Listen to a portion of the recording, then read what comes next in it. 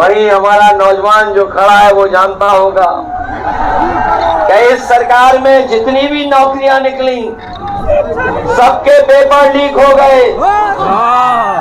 और कोई एक पेपर लीक नहीं हुआ है। जिन्होंने पढ़ाई लिख कर करके परीक्षा दी होगी और बार बार परीक्षा दी होगी, इंतजार किया होगा परीक्षा का, वो जानते होंगे 10 परीक्षाओं से ज्यादा ऐसी परीक्षा हुई जिनका पेपर लीक हो गया। न केवल पेपर लीक हुआ, सरकार को अपनी परीक्षाएं भी रद्द करनी पड़ी और जो परीक्षाएं रद्द हुई हैं उससे पूरे उत्तर प्रदेश में लगभग 60 लाख बच्चों का जीवन खराब हुआ है, उनके सपने तोड़े हैं। और अगर 60 लाख बच्चों के परिवार को भी हम जोड़ दें, उनके माँ बाप को जोड़ दें, तो कुल मिलाकर के उत्तर प्रदेश में 60 लाख का गुणा अगर 3 में कर दें तो इस सरकार के खिलाफ 1 करोड़ 80 लाख लोग अपने आप बनते हैं। और यही 1 करोड़ 80 लाख लोगों का अगर हम 80 लोकसभाओं से भाग दे देंगे तो हर लोकसभा में 2,25,000 वोट इनका कम हो गया। जिस पार्टी का एक लोकसभा में 2,25,000 वोट कम हो गया हो तो बताओ वो बचेंगे कैसे? कोई उन्हें नहीं बचा सकता है। इसलिए मैं अपने नौजवान साथियों को कहना चाहता हूं, न केवल इन्होंने आपकी नौकरी छीनी है बल्कि आधी अधूरी अग्निवीर वाली भी नौकरी इन्होंने लागू की है। हम अपने नौजवानों को कह के जा रहे हैं, जो इंडिया गठबंधन ने तय किया है कि 4 जून के बाद जब सरकार बनेगी तो न केवल जो 30 लाख नौकरियां जो कि अभी केंद्र सरकार की हैं वो भरी नहीं गई हैं, उनको तो भरेंगे ही भरेंगे, उसके साथ साथ अग्निवीर व्यवस्था भी हमेशा हमेशा के लिए व्यवस्था को हम लोग कभी स्वीकार नहीं कर सकते हैं। और ये अग्निवीर व्यवस्था जो लाए हैं ये जानबूझ करके बीजेपी के लोग लाए थे। बलिया के लोग न केवल सनातन पांडे जी को जिताने जा रहे हैं विजयी भव, बल्कि बलिया के लोग जीत का एक रिकॉर्ड बनाने भी जा रहे हैं। ऐसे तो जो पश्चिम पहले चरण में 400 पार का नारा दिया था वो अब तो जान गए होंगे देश की जनता, उन्हें 400 पार नहीं 400 हराने जा रही है। जो लोग हिंदी को ठीक से समझते होंगे वो जानते होंगे कि 400 पार का मतलब है कि 543 में अगर हम 400 पार सीटें माने तो बताओ कितनी होंगी 400 पार वाली सीटें? ये तो बीजेपी वाले पहले ही हार स्वीकार कर रहे थे, वो कह रहे थे 400 पार। इसका मतलब ये है कि इस बार जब जनता देश की वोट डालेगी 140 करोड़ तो इनको 140 सीटों के लिए भी तरसा देगी। वैसे तो सनातन पांडे जी पहले ही दिन चुनाव जीत गए थे। जिस दिन उन्होंने आकर बलिया में जो कहा था उसी दिन रिकॉर्ड बन गया था। जो पिछली बार थोड़े मोटे वोट से रह भी गए थे, इस बार इन्हें बताओ जिताओगे आप लोग? आपसे अपील करने आए जिताने की। जब 7वें चरण का चुनाव होने जा रहा है और चुनाव खत्म होने में बहुत दिन नहीं है, आज के दिन के बाद बहुत कम दिन बचे हैं। 30 तारीख को प्रचार खत्म हो जाएगा। 1 तारीख को आपको वोट डालना है। वो 4 जून की जो तारीख है मित्र मंडली को बदलेगी। मित्र मंडली तो बदलेगी और मंत्री मंडल के साथ साथ मीडिया मंडल भी बदल जाएगा। ये बात तो समझ में आ रही होगी आपको। मित्र मंडली बदलेगी, मंत्रिमंडल बदलेगा और मीडिया मंडल भी बदल जाएगा। इधर देख रहा हूं कि जब मैं आया था चिलचिलाती धूप थी। हाँ भैया धूप थी, देखो यही लेकिन इधर मौसम भी बदल गया है और हमारे लोग अक्सर पढ़ते होंगे कि देश दुनिया के लोग क्लाइमेट चेंज पर बहुत बहस करते हैं। क्लाइमेट चेंज पर इस बार क्लाइमेट चेंज के साथ साथ पॉलिटिकल क्लाइमेट चेंज भी होने जा रहा है। समर्थन और सहयोग मांगने आया हूं। ये 10 साल से बीजेपी की सरकार ने हमें आपको सबको धोखा दिया है और 10 साल अगर पीछे मुड़कर के हम देखेंगे तो इन बीजेपी वालों की हर बात झूठी निकली, इनका हर वादा झूठा निकला। और याद कीजिए हमारे बलिया के किसान भाइयों, यही देश के प्रधानमंत्री कहते थे हमारी सरकार आ जाएगी, सत्ता में आ जाएंगे तो हम अपने किसानों की आय दोगुनी कर देंगे। भैया नीचे कर दो।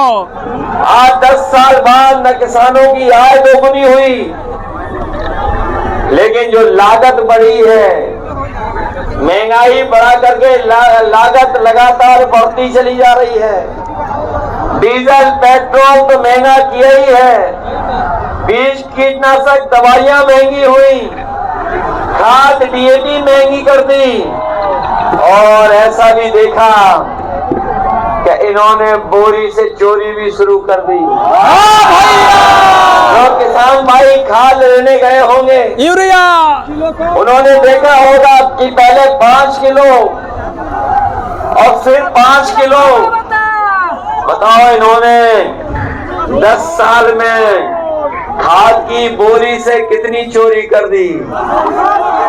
ये 10 किलो चोरी हुई है, न केवल 10 किलो चोरी खाद की बोरी से की है, बल्कि हमारे किसान भाई जानते होंगे जिस समय वो डीएपी लेने गए थे उस समय सरकार से ये निर्देश थे कि जब तक नैनो यूरिया नहीं खरीदेंगे तब तक उन्हें डीएपी नहीं मिलेगी। नैनो यूरिया खरीदी, लेकिन बताओ हमें जो नैनो यूरिया दी, क्या किसी किसान की पैदावार बढ़ गई? क्या किसान को किसी को लाभ पहुंच गया? और याद रखिए, जिन्हें जानकारी होगी वो जानते होंगे बहुत संख्या में यहाँ कि जिस तरीके से बड़े बड़े उद्योगपति देख लो बहुत सारे भारत छोड़ के चले गए थे। सुनने में आया है कि नैनो यूरिया बनाने वाले भी भारत छोड़ करके चले गए। आज भारत में नहीं है नैनो यूरिया वाले, वो भारत छोड़ के चले गए। और एक ऐसा भी समय किसानों ने और देश के किसानों ने देखा कि जिस समय सरकार ने काले कानून ला करके किसानों की जमीन और उनकी पैदावार को लूटना चाहते थे, लेकिन किसान खड़ा हो गया और तब तक नहीं हटा जब तक सरकार ने काले कानून वापस नहीं ले लिए। लेकिन कई नए कानून वापस तो हो गए हैं, लेकिन अभी भी उन्हें एमएसपी का कानूनी अधिकार नहीं मिला है। आज बलिया में हम समाजवादी लोग और इंडिया गठबंधन ने जो तय किया है, हम आपको भरोसा दिलाना चाहते हैं कि जिस तरीके से भारतीय जनता पार्टी ने बड़े बड़े उद्योगपतियों का कर्ज माफ किया है, बड़े बड़े उद्योगपति कारोबारी जिनका कर्ज था जिन पर कर्ज लगभग 25 लाख करोड़ था, इस सरकार ने सब उद्योगपतियों कारोबारियों का कर्ज माफ कर दिया। भैया झंडा अब नीचे अपने करो। किसान भाइयों को बता के जा रहे भाई हैं कि जहाँ किसानों का कर्ज माफ होगा, वहीं उन्हें कानूनी अधिकार दिला करके उनकी फसल और पैदावार की भी कीमत देने का काम आने वाले समय में इंडिया गठबंधन करेगा। जहाँ किसान को खुशहाल बनाने के लिए फैसला लिया है, वो जानते थे कि गांव के परिवार के बच्चों का जीवन बदल जाता है। जिस समय किसी परिवार से कोई एक फौज में चला जाता है, न केवल उस परिवार का आर्थिक रूप से बल्कि समाज में भी सम्मान बढ़ जाता है। इसलिए जानबूझ करके भारतीय जनता पार्टी अग्निवीर व्यवस्था लेकर के आए हैं। मैं अपने नौजवानों को भरोसा दिलाता हूँ, न केवल अग्नि व्यवस्था खत्म होगी, अगर कहीं उम्र की भी छूट देनी पड़ेगी तो वो भी छूट दिलाने काम करेंगे। बहुत भीड़ हो जाए। इसलिए जहाँ ये व्यवस्था लागू हो रही है, भाई हमारे लोग जानते होंगे जब 2022 का चुनाव था, इन बीजेपी वालों ने बहुत कुछ राशन में दिया था। कभी चना देते थे, दाल देते थे, रिफाइंड तेल भी दिया, नमक भी दिया। लेकिन जब चुनाव खत्म हो गया तो राशन अब कैसा मिल रहा है? राशन न जाने क्या दे रहे हैं। राशन में न केवल राशन को कम कर दिया, गुणवत्ता भी बेकार कर दी। इसलिए इंडिया गठबंधन ने तय किया है कि आने वाले समय में जहाँ राशन की मात्रा बढ़ेगी, गुणवत्ता भी बढ़ाएंगे। और आजकल आपने देखा होगा शहरों में पैकेट का आटा भी खरीद करके खा रहे हैं, जो क्वालिटी में बेहतर है, पौष्टिक है। हम अपने गरीबों को भरोसा दिला के जा रहे हैं, न केवल राशन की गुणवत्ता बढ़ाएंगे, मात्रा बढ़ाएंगे, बल्कि पैकेट का आटा के साथ साथ डाटा भी फ्री उपलब्ध कराने। पैकेट का आटा जो पौष्टिक होगा वो स्वास्थ्य के लिए बेहतर होगा, और जो डाटा है वो हमारी पढ़ाई लिखाई से लेकर के हमारे जीवन को बदलने के लिए मदद करने का काम करेगा। आप सबसे हम निवेदन करने आए हैं, ये चुनाव पहले चरण से ही पश्चिम से ही बीजेपी के खिलाफ हो गया चुनाव, और लगातार इस चुनाव की हवा बढ़ती चली जा रही है। 6 चरणों के चुनाव में तो हम लोगों ने बहुत पीछे छोड़ दिया है। अब ये 7वें चरण के चुनाव की आपकी जिम्मेदारी है। इसलिए बलिया जहां आखिरी जिला है, बलिया जहां आखिरी जिला है, वहीं मुझे पूरा भरोसा है कि बलिया की जीत जो बड़ी जीत होगी उसमें शामिल होगी। तो सब भला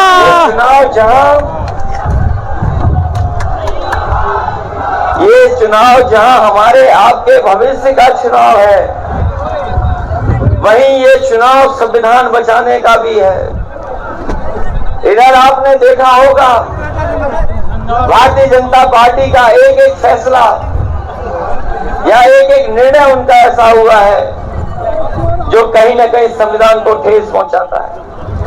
हमने कई मौकों पर कहा और हर सभा में कहा कि अगर इन्हें दोबारा मौका मिल गया तो यही जो संविधान बाबा साहब भीमराव अम्बेडकर जी का बनाया हुआ है, इस संविधान को बदल देंगे।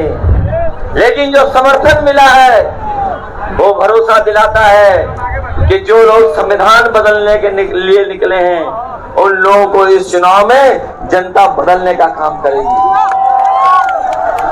ये जो समय समय पर कहते हैं कि डबल इंजन की सरकार है, ये जो डबल इंजन अपने आप को कहते हैं, मुझे नहीं पता बलिया में बड़ी बड़ी होर्डिंग लगी है डबल इंजन की क्या नहीं लगी है, लेकिन बड़े बड़े शहरों में इन्होंने होर्डिंग लगाई थी।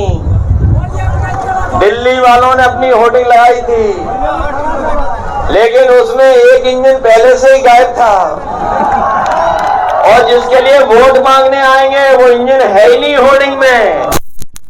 बताओ वो पहले से गायब है कि नहीं गायब है? और पता नहीं इस डबल इंजन की हवा या क्या होता है कि बलिया आते आते विकास का इनका इंजन से धुआं निकल जा रहा है। बलिया के लोग जानते होंगे कि जो विकास की गति समाजवादी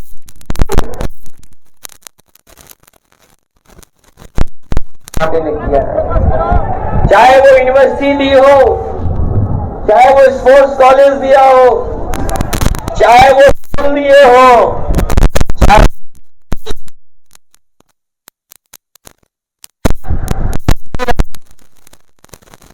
के साथ साथ बिल भी आ रहा है। और बिल कैसा आ रहा है?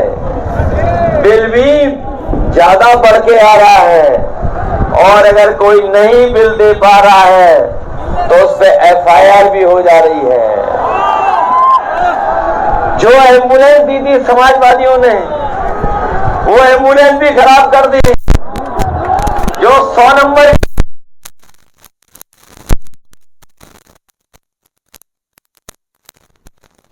हमारे पुलिस के भाइयों को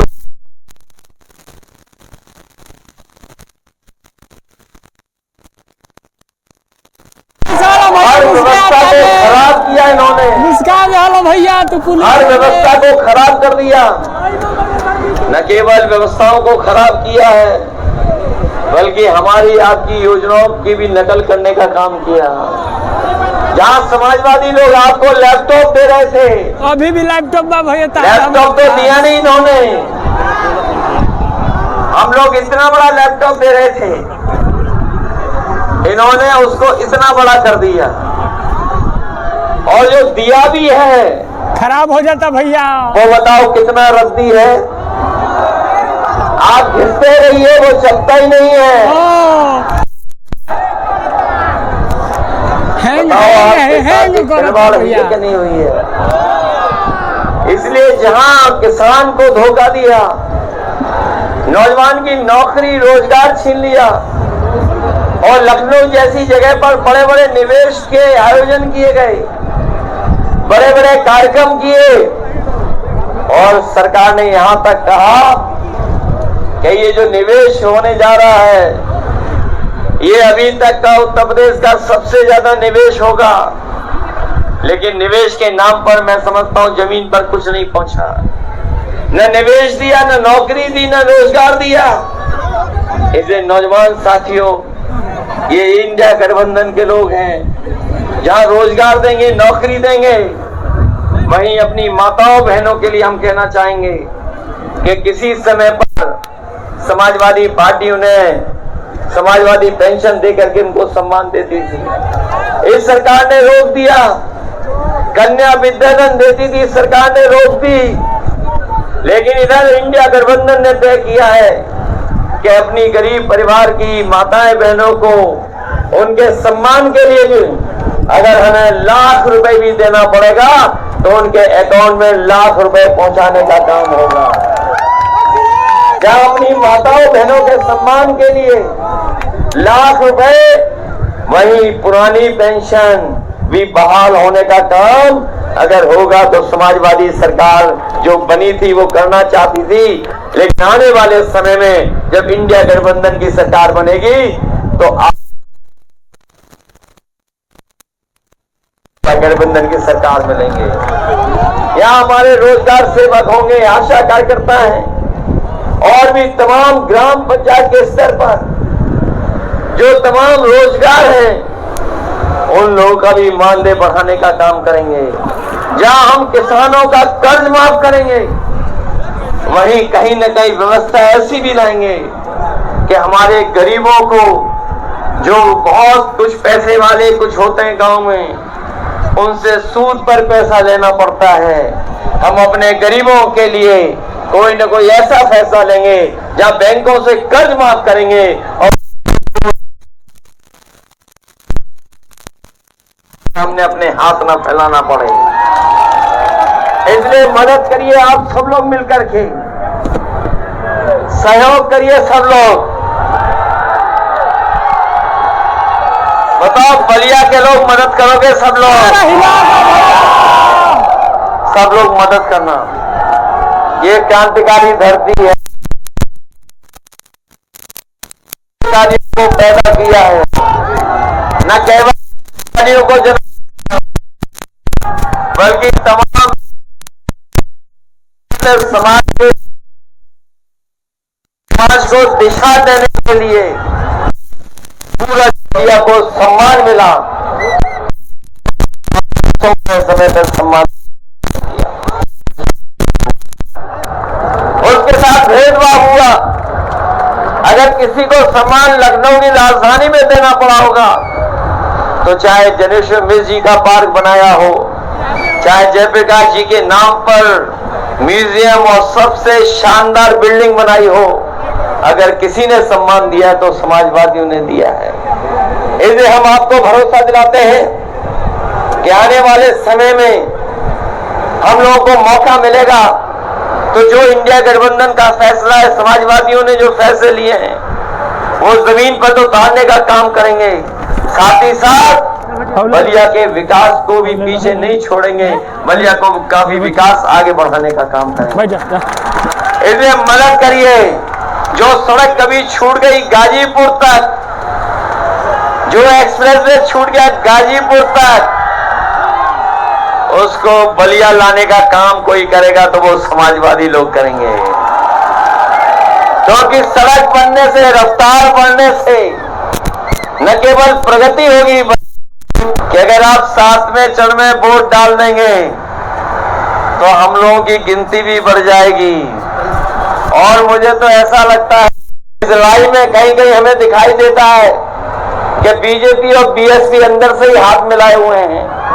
इसलिए हम उन्हें भी सावधान करना चाहते हैं कि इस लड़ाई में समाजवादी और इंडिया गठबंधन का जब आपकी मदद मिलेगी तो न केवल जीत होगी बल्कि बाबा साहब का दिया हुआ संविधान को भी बचाने का हम लोग काम करेंगे। इन्हीं शब्दों के साथ अपने बलिया और क्रांतिकारी धरती के तमाम नौजवानों का धन्यवाद देता हूं, आभार प्रकट करता हूं और मैं भरोसा दिलाता हूं कि जो जो बातें हम लोगों ने इंडिया गठबंधन में रखी हैं उन तमाम बातों को आपके बीच में लागू कर करके आपके जीवन में बदलाव लाने का काम करेंगे। आप सबका बहुत बहुत धन्यवाद और मंच पर जो उपस्थित नेता हैं उनका भी मैं धन्यवाद देता हूं और इस उम्मीद